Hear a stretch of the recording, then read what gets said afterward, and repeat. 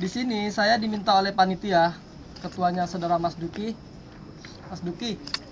untuk membawakan sebuah tema, sebuah makalah yang bertemakan teknik menuangkan ide.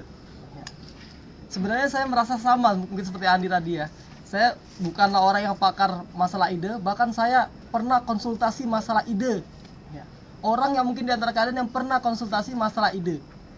Saya pernah konsultasi kepada Bang Henry ya masalah bagaimana menuangkan ide, bagaimana menemukan ide. Karena ketika saya mengajukan berbagai macam ide kepada beliau, itu kebanyakan dikatakan ini udah basi, ini udah tulis orang, ini semuanya seperti ini. Bahkan dari pembicaraan kita itu muncul ide untuk menulis buku gitu, manajemen ide gitu, bahkan training gitu. Tapi rupanya hal itu terlalu luas banget ya, luas banget, masalah ide itu luas ya, luas, dan mungkin kalau ditulis nggak cukup 100 halaman atau 200 halaman nggak cukup, tapi dia akan menjadi banyak karena ide itu mencakup berbagai macam hal. Makanya di sini saya mengambil salah satu daripada ide, bagaimana menuangkan ide melalui tulisan. Karena kalau kita melihat banyak orang yang punya ide, mungkin dia ide untuk berbisnis, membuat bisnis atau membuat lahan bisnis. Ada juga orang punya ide bagaimana membentuk organisasi, itu juga ide. Ada juga orang yang punya ide bagaimana dianya supaya bisa hidup di Islamabad, itu adalah ide. Dan yang saya fokuskan di sini, makanya saya ubah tema yang diajukan oleh panitia menjadi motivasi membangun kebiasaan menuangkan ide melalui tulisan.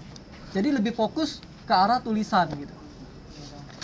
Di sini saya berangkat dari perkataan seorang penulis ya yang terkenal, yaitu Stephen Covey, yang menulis Seven Habits-nya yang terkenal, ya mungkin semuanya sudah baca, yang belum baca ya ketinggalan zaman ya.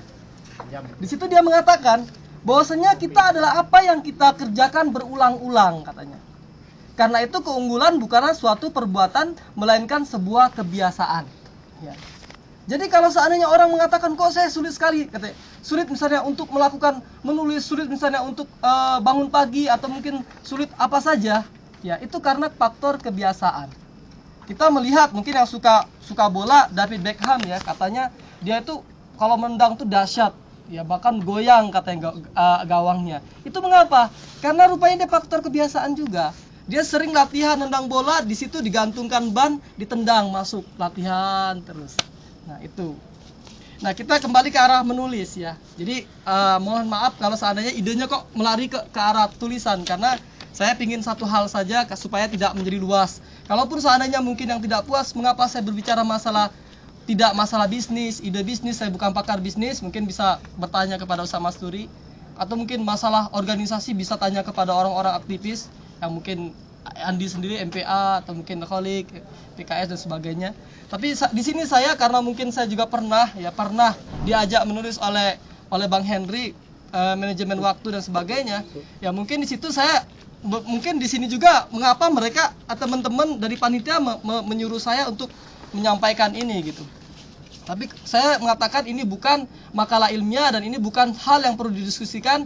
Ini adalah berbagi pengalaman dan ini bukan training. Saya tidak mengajar kalian dan kalian tidak diajari oleh saya. Di sini kembali ke arah kebiasaan menulis ya.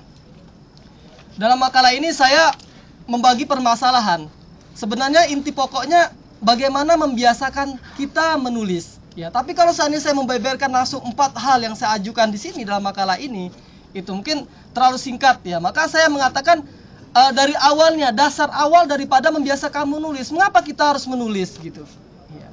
Mengapa kita harus menulis? Banyak orang pintar ya, banyak orang pintar yang mungkin GPA-nya 4, atau mungkin banyak orang yang bisa dikatakan prestasinya banyak, bicaranya baik dan sebagainya, orator, tapi dia menulis sulit gitu.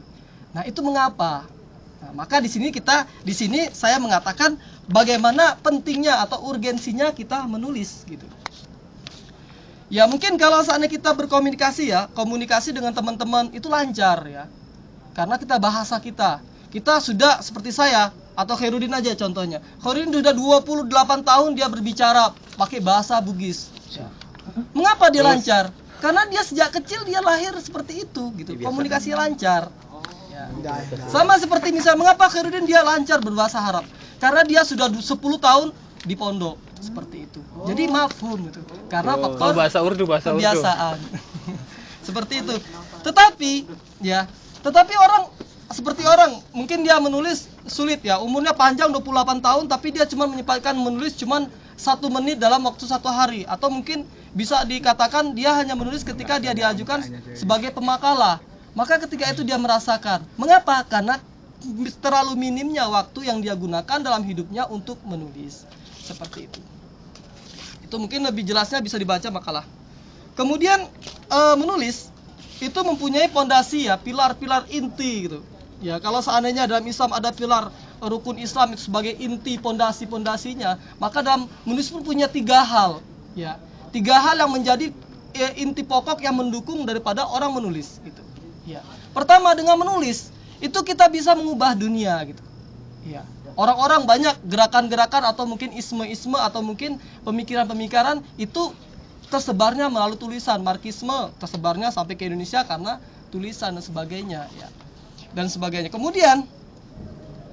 Kemudian juga mengubah dunia ya. Kedua, dengan menulis, aktivitas menulis secara nyata telah terbukti memperkaya kehidupan politik, politik, sosial atau sebagainya dalam suatu negara ya.